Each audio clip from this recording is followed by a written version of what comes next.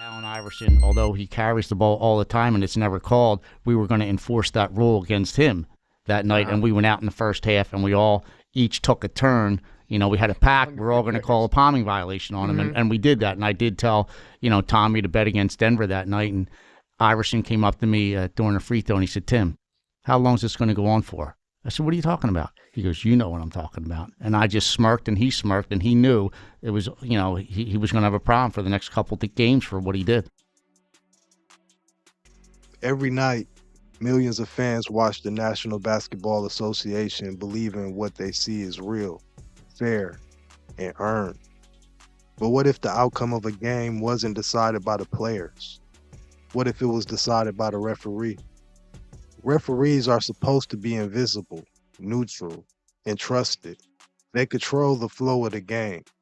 Every whistle, every foul, every momentum shift. These are the times NBA refs ruin the NBA. Tatum. This is bogus. I hate this stuff. This is ridiculous. Oh, backdoor cut, Edwards. Look out! Offensive foul. Take it away. Take it. Kumpo. Checked by Houston. He'll drive. He scores. He's out of bounds. He stepped out of bounds. We should be going down two.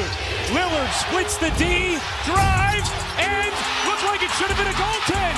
It should have been a goaltend. No call.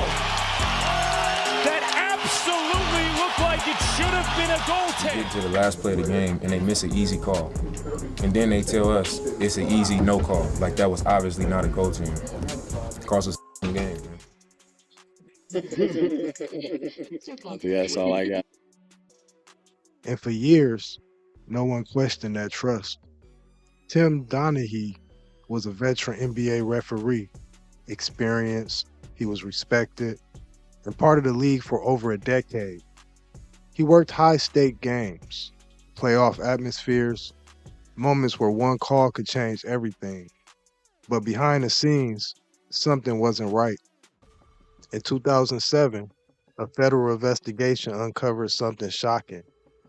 Donaghy had been betting on games, including games he officiated. In 2007, the NBA was rocked to its core when the news hit that referee Tim Donaghy had admitted that he had illegally bet on games he himself had officiated.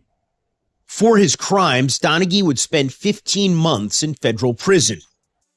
Think about that. The person controlling the game had a personal interest in the outcome. A single foul call can send a player to the bench. It can change momentum. It can decide who wins and who loses. Investigators found that Donaghy made calls that could influence the direction of games. Not every call looked suspicious, but the pattern told a different story. Tim Donaghy was at the top of his game. A referee in the National Basketball Association, he loved the limelight, was considered one of the NBA's better refs, and was making almost $300,000 a year.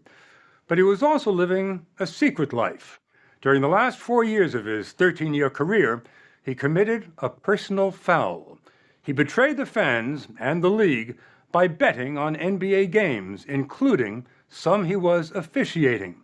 Betting on NBA games, including games that you were reffing yourself. Yes. What were you thinking? Obviously, I wasn't thinking to cross that line. Why do you think you did it? Because I fell into an addiction of gambling. How did it begin? Playing golf at country clubs and card games. The case quickly became one of the biggest scandals in sports history. Donaghy eventually admitted to his actions. He was sentenced to prison, and just like that, the trust was broken.